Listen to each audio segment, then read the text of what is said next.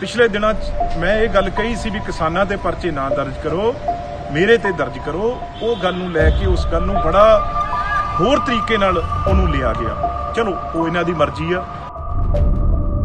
भाषण दे रहे जिस डायस ते ਉਹਦੇ ਮੂਹਰੇ ਲਿਖਿਆ ਹੋਇਆ ਹੋਟਲ ਏਜੰਸੀ ਜਿਹੜਾ ਕਿ ਸਭ ਤੋਂ ਵਧੀਆ ਸਾਡੇ ਰੈਸਟੋਰੈਂਟ ਹੋਟਲ ਆ ਜਿਹੜਾ ਉਹ ਲੁਧਿਆਣੇ ਦੇ ਵਿੱਚ ਆ। ਦੇਖੋ ਕਿੱਥੇ ਦਾ ਖੇਤਾਂ 'ਚ ਕਿਸਾਨਾਂ 'ਚ ਗੱਲ ਕਰਨੀ ਸੀ, ਉਹ ਤਾਂ ਹਿੰਮਤ ਨਹੀਂ ਕਿਉਂਕਿ ਜਾਣ ਹੀ ਨਹੀਂ ਦਿੰਦਾ ਕੋਈ। ਫਿਰ ਜਿਹੜੇ ਵਪਾਰੀਆਂ ਨੂੰ ਇਹ ਪੰਜਾਬ ਜਿਨ੍ਹਾਂ ਦੇ ਹੱਥੋਂ ਲੁਟਾਉਣ ਦੀ ਕੋਸ਼ਿਸ਼ ਕੀਤੀ ਜਾ ਰਹੀ ਹੈ, ਬਿੱਲ ਬਣਾਏ ਆ, ਉਹੀ ਵਪਾਰੀਆਂ ਨਾਲ ਬਹਿ ਕੇ ਕਿਸਾਨਾਂ ਨੂੰ ਗਾਲਾਂ ਕੱਢੀਆਂ, ਮੈਨੂੰ ਉੱਥੇ ਗਾਲਾਂ ਕੱਢੀਆਂ। ਲੁਧਿਆਣੇ ਸਿੱਧਾ ਪਠਾਨਕੋਟ ਤੋਂ ਆਏ, ਫਿਰ ਇੱਕ 4 ਸਟਾਰ ਬਹਿ ਕੇ ਉਹੀ ਜਿਨ੍ਹਾਂ ਦੇ ਹੱਥਾਂ 'ਚ ਤੁਸੀਂ ਇਹ ਪੰਜਾਬ ਨੂੰ ਵੇਚਣਾ ਚਾਹੁੰਦੇ ਹੋ ਉਹਨਾਂ ਨਾਲ ਮੀਟਿੰਗ ਕਰਕੇ ਫਿਰ ਕਹਿੰਦੇ ਹੋ ਟੋਲਾਂ ਤੇ ਜਦੋਂ ਵਾਪਸ ਜਾਂਦੇ ਆ ਹਮਲੇ ਹੁੰਦੇ ਆ। ਕੈਪਟਨ ਸਾਹਿਬ ਨੇ ਤਾਂ ਸੈਸ਼ਨ ਲਿਆ ਕੇ ਮਸਾਂਬਾਦ ਨੂੰ ਕਰ ਦੇਣਾ ਆਪਣਾ ਜਿਹੜਾ ਤੁਹਾਡਾ ਬਿੱਲਾਂ ਦਾ ਉੱਥੇ ਫਾਹਾ ਵੱਢ ਦੇਣਾ, ਮਾਰਨਾ ਟੋਕਰੀ ਚੱਕ ਕੇ ਰੱਦੀ 'ਚ ਲੈ ਜਾਓ ਚੱਕ ਕੇ ਮੋਦੀ ਸਾਹਿਬ ਕੋਲ।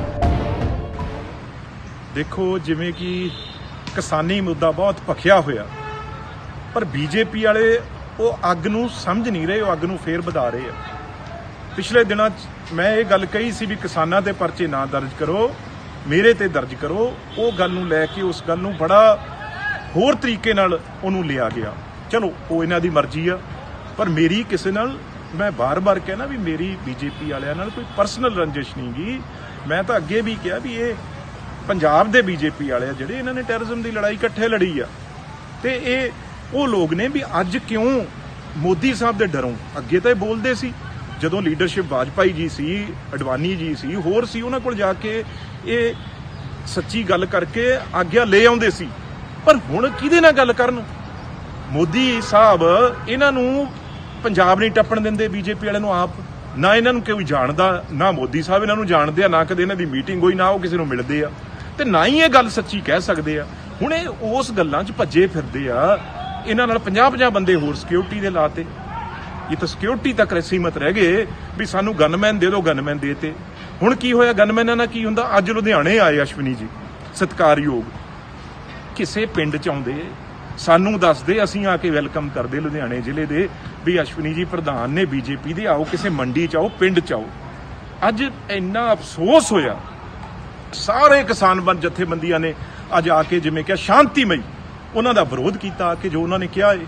ਪਰ ਅਸ਼ਵਨੀ ਜੀ ਫਿਰ ਆਪਣੀ ਬੀਜੇਪੀ ਹਰਕਤ ਤੋਂ ਬਾਜ ਨਹੀਂ ਆਈ। ਕੀਤਾ ਕਿ ਇੱਕ ਬਹੁਤ ਹੀ ਸ਼ਾਨਦਾਰ ਅਲੀਸ਼ਾਨ ਹੋਟਲ ਜਿਹੜਾ ਕਿ 4 ਸਟਾਰ ਹੋਟਲ ਏਜੰਸੀ, ਤੁਸੀਂ ਪੜ੍ਹੇ ਹੋ ਜਿੱਥੇ ਬੋਲ ਰਹੇ ਅਸ਼ਵਨੀ ਜੀ ਭਾਸ਼ਣ ਦੇ ਰਹੇ ਜਿਸ ਡਾਇਸ ਤੇ, ਉਹਦੇ ਮੂਹਰੇ ਲਿਖਿਆ ਹੋਇਆ ਹੋਟਲ ਏਜੰਸੀ ਜਿਹੜਾ ਕਿ ਸਭ ਤੋਂ ਵਧੀਆ ਸਾਡੇ ਰੈਸਟੋਰੈਂਟ ਹੋਟਲ ਆ ਜਿਹੜਾ ਉਹ ਲੁਧਿਆਣੇ ਦੇ ਵਿੱਚ ਆ।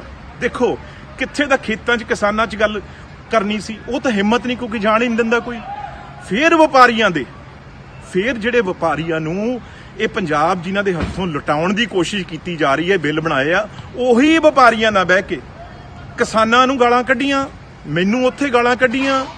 ਉਹ ਵਪਾਰੀਆਂ ਨੂੰ, ਬੜੇ ਅਮੀਰ ਵਪਾਰੀਆਂ ਨੂੰ ਉਸ 4 ਸਟਾਰ ਹੋਟਲ ਜਿਹੜਾ ਉਹਦੇ ਵਿੱਚ ਲਗਜ਼ਰੀ ਹੋਟਲ 'ਚ ਉੱਥੇ ਕੇਟਰਿੰਗ ਹੋ ਰਹੀ ਆ, ਤੇ ਉੱਥੇ ਮਾਈਕ ਤੇ ਮੈਂ ਹਾਸਾ ਆਉਂਦਾ ਵੀ ਮੂਹਰੇ ਤਾਂ ਵਪਾਰੀ 4 ਬੈਠੇ ਆ ਜਾਂ ਤੁਹਾਡੇ ਬੀਜੇਪੀ ਵਾਲੇ ਬੈਠੇ ਆ, ਉਹਨਾਂ ਦੇ ਮੂਹਰੇ ਕਿਸਾਨਾਂ ਦੀਆਂ ਗੱਲਾਂ ਕਰਦੇ ਇੱਕ 4 ਸਟਾਰ ਹੋਟਲ ਦੇ ਵਿੱਚ ਬਹਿ ਕੇ। ਅਸ਼ਵਨੀ ਜੀ ਮਤਲਬ ਕਿੱਧਰ ਨੂੰ ਚੱਲ ਪਿਆ ਕੰਮ? ਤੇ ਬਾਹਰ ਪੈਰਾਮਿਲਟਰੀ ਫੋਰਸਿਸ ਲਾਈਆਂ ਹੋਈਆਂ, ਜਿੰਨੀ ਬਖਤਰਬੰਦੀ ਗੱਡੀਆਂ ਨੇ ਵੱਡੀਆਂ ਤੋਂ ਵੱਡੀਆਂ, ਬਈ ਇਸ ਲੁਧਿਆਣੇ ਹਲਕੇ 'ਚ ਆ ਰਹੇ ਆ, ਤੇ ਉਹ ਬਖਤਰਬੰਦ ਗੱਡੀਆਂ ਖੜੀਆਂ ਏ, ਪੁਲਿਸ ਚੱਪੇ ਤੇ ਖੜੀ ਆ, ਐ ਲੁਕੋ ਕੇ ਉਸ ਹੋਟਲ 'ਚ ਵਾੜਿਆ। ਤੇ ਉਹਦਾ ਫਾਇਦਾ ਕੀ ਹੋਇਆ? ਮਕਸਦ ਕੀ ਹੋਇਆ? ਐ ਕਾਹਦੇ ਲਈ ਤੁਰੇ ਫਿਰਦੇ ਹੋ ਲੁਕਦੇ? ਤੇ ਗੱਲ ਫੇਰ ਵਪਾਰੀਆਂ ਨਾਲ ਕੀਤੀ, ਚਾਰਾਂ ਨਾਲ। ਲੁਧਿਆਣੇ ਦੇ ਕੋਈ ਵਪਾਰੀ ਜਾਂ ਸਾਡੇ 'ਚ ਕੋਈ ਫਰਕ ਨਹੀਂ, ਪਰ 4 ਜਿਹੜੇ ਵਪਾਰੀ ਵੱਡੇ ਜਿਨ੍ਹਾਂ ਦੇ ਨੁਮਾਇੰਦੇ ਉੱਥੇ ਆਏ ਹੋਏ ਸੀ ਮਿਲਣ ਤੁਹਾਨੂੰ, ਅਬਾਨੀ, ਅਡਾਨੀ ਜਾਂ ਹੋਰ ਵੱਡੇ ਘਰਾਣੇ, ਉਹਨਾਂ ਦੇ ਲੁਧਿਆਣੇ 'ਚ ਤੁਹਾਡੀ ਮੀਟਿੰਗ ਹੋਈ ਤੇ ਤੁਸੀਂ ਉੱਥੇ ਖੇਤੀ ਬਿੱਲਾਂ ਨੂੰ ਡਿਸਕਸ ਕੀਤਾ। ਕਿੱਥੇ ਕੀਤਾ? ਜਿਹੜਾ ਕਿ 4 ਸਟਾਰ ਡੀਲਕਸ ਹੋਟਲ, ਜਿੱਥੇ ਬਹੁਤ ਮਤਲਬ ਐਸ਼ੋ ਆਰਾਮ ਜਿਹੜੀ ਉੱਥੇ ਲਗਜ਼ਰੀ ਪ੍ਰੋਵਾਈਡ ਕੀਤੀ ਜਾਂਦੀ ਆ, ਉਹ ਬਹੁਤ ਜਿਹੜੇ ਸ਼ਹਿਨਸ਼ਾਹ ਬਹੁਤ ਵਧੀਆ ਉਹ ਇੱਕ ਰੈਸਟੋਰੈਂਟ ਆ, ਇੱਕ ਉਹਨਾਂ ਦਾ ਬਹੁਤ ਪੁਰਾਣਾ ਪੰਜਾਬ ਦੇ ਲਈ ਉਹ ਕੰਮ ਕਰ ਰਹੇ ਆ। ਪਰ ਤੁਹਾਨੂੰ ਚੁਣਿਆ ਤੁਸੀਂ ਕਿਹੜਾ? ਉਹ ਕੋਈ ਮੰਡੀ ਨਹੀਂ, ਕੋਈ ਆੜਤੀ ਦਾ ਘਰ ਨਹੀਂ, ਕਿਸਾਨ ਦਾ ਨਹੀਂ, ਕਿਸੇ ਮਜ਼ਦੂਰ ਦਾ ਘਰ ਨਹੀਂ। ਲੁਧਿਆਣੇ ਸਿੱਧਾ ਪਠਾਨਕੋਟ ਤੋਂ ਆਏ, ਫਿਰ ਇੱਕ 4 ਸਟਾਰ 'ਚ ਬਹਿ ਕੇ ਉਹੀ ਜਿਨ੍ਹਾਂ ਦੇ ਹੱਥਾਂ 'ਚ ਤੁਸੀਂ ਇਹ ਪੰਜਾਬ ਨੂੰ ਵੇਚਣਾ ਚਾਹੁੰਦੇ ਹੋ, ਉਹਨਾਂ ਨਾਲ ਮੀਟਿੰਗ ਕਰਕੇ ਫਿਰ ਕਹਿੰਦੇ ਹੋ ਟੋਲਾਂ ਤੇ ਜਦੋਂ ਵਾਪਸ ਜਾਂਦੇ ਆ ਹਮਲੇ ਹੁੰਦੇ ਆ। ਇਹ ਕਿਸਾਨ ਦੇਖਦਾ ਨਹੀਂ? ਕਿਸਾਨ ਜਿਹੜੀ ਤੁਸੀਂ ਆਪਣੇ ਲਾਈਵ ਚਲਾ ਰਹੇ ਹੋ ਬੀਜੇਪੀ ਵਾਲੇ, ਟੋਟਲ ਪੰਜਾਬ ਦੀਆਂ ਜਿੰਨੀਆਂ ਵੀ ਤੁਹਾਡੀਆਂ ਫੇਸਬੁੱਕ ਨੇ ਉਹਨਾਂ ਦਾ ਲਾਈਵ ਚਲਾ ਰਹੇ ਹੋ, ਤੇ ਬੀਜੇਪੀ ਵਾਲੇ ਤੁਸੀਂ ਵੀ ਦੇਖ ਕੇ ਹੱਸਦੇ ਹੋਵੋਗੇ ਵੀ ਕਿਹੜੀ ਪਾਰਟੀ 'ਚ ਬਹਿ ਗਏ। ਗੱਲ ਅੱਜ ਕਿਸਾਨਾਂ ਦੀ ਲੱਗੀ ਹੋਈ ਆ, ਅੱਗ ਲੱਗੀ ਹੋਈ ਆ ਪੰਜਾਬ 'ਚ, ਸਭ ਸੜਕਾਂ ਤੇ ਨੇ। ਦੇਖੋ ਫਰਕ, ਕਿਸਾਨ ਸੜਕ ਤੇ ਬੈਠਾ, ਉਹਦਾ ਪਰਿਵਾਰ, ਉਹਦੇ ਬੱਚੇ ਉਹ ਸੜਕਾਂ ਤੇ ਰੁਲ ਰਹੇ ਆ ਰਾਤੋਂ ਰਾਤ, ਤੇ ਇਹਨਾਂ ਨੂੰ ਇਹ ਪੰਜਾਬ ਦੇ ਹੋ ਕੇ ਇਹਨਾਂ ਨੂੰ 5 ਸਟਾਰ ਹੋਟਲ 4 ਸਟਾਰ ਹੋਟਲ ਚੰਗੇ ਕਿਵੇਂ ਲੱਗ ਜਾਂਦੇ ਆ? ਉੱਥੇ ਦਾ ਖਾਣਾ ਕਿਵੇਂ ਚੰਗਾ ਲੱਗ ਜਾਂਦਾ? ਮੈਂ ਹੈਰਾਨ ਹੋ ਗਿਆ ਵੀ ਕੀ ਲਹੂ ਚਿੱਟਾ ਹੋ ਗਿਆ ਇਹਨਾਂ ਦਾ, ਵੀ ਇਹ ਹੋਟਲ 5 ਸਟਾਰ ਹੋਟਲਾਂ ਦੇ ਵਿੱਚ ਇਹ ਬਹਿ ਕੇ ਇਹ ਐਸ਼ ਆਰਾਮ ਕਿਵੇਂ ਕਰ ਰਹੇ ਆ ਜਦੋਂ ਪੰਜਾਬ ਉੱਬਲ ਰਿਹਾ, ਅੱਗ ਲੱਗ ਰਹੀ ਆ। ਬੱਚੇ ਤੱਕ ਸੜਕਾਂ ਤੇ ਰੁਲ ਰਹੇ ਆ ਕਿਸਾਨਾਂ ਦੇ, ਉਹ 2-2 ਮਹੀਨੇ ਹੋ ਗਏ। ਸ਼ਰਮ ਤਾਂ ਕਰੋ ਤੁਸੀਂ। ਕਿਵੇਂ 5 ਸਟਾਰਾਂ ਜਿਹੜਿਆਂ ਨੇ ਪ੍ਰੋਗਰਾਮ ਰੱਖਿਆ ਲੁਧਿਆਣੇ ਵਾਲਿਆਂ, ਉਹਨਾਂ ਨੂੰ ਸ਼ਰਮ ਆਉਣੀ ਚਾਹੀਦੀ ਆ। ਤੇ ਜਿਹੜੇ ਜਾਣ ਵਾਲੇ ਸ਼ਰਮ ਆ ਰਹੇ, ਸਾਰੀ ਤੁਸੀਂ ਵੀਡੀਓ ਦੇਖੋ ਕਿਸ ਤਰੀਕੇ ਨਾਲ ਟੌਪ ਕਲਾਸ ਉੱਥੇ ਕੇਟਰਿੰਗ ਹੋ ਰਹੀ ਆ, ਤੇ ਕਿਵੇਂ ਏਸੀਆਂ 'ਚ ਬਹਿ ਕੇ ਕਿਸਾਨਾਂ ਦੀਆਂ ਗੱਲਾਂ ਹੋ ਰਹੀਆਂ। ਇਹ ਹਟ ਜਾਓ ਅਸ਼ਵਨੀ ਜੀ, ਇਹ ਹਟ ਜਾਓ। ਇਹ ਮੈਂ ਕੋਈ ਅਸੀਂ ਦੁਸ਼ਮਣ ਨਹੀਂ ਗੇ ਤੁਹਾਡੇ, ਤੁਹਾਨੂੰ ਤੁਸੀਂ ਕਿਉਂਕਿ ਪੰਜਾਬ ਦਾ ਖਾਧਾ, ਪੰਜਾਬ ਦਾ ਪੀਤਾ, ਪੰਜਾਬ ਨੇ ਸਭ ਕੁਝ ਤੁਹਾਨੂੰ ਦਿੱਤਾ, ਤੁਸੀਂ ਪੰਜਾਬ ਦੀ ਰੱਬ ਦੇ ਵਾਸਤੇ ਗੱਲ ਕਰੋ।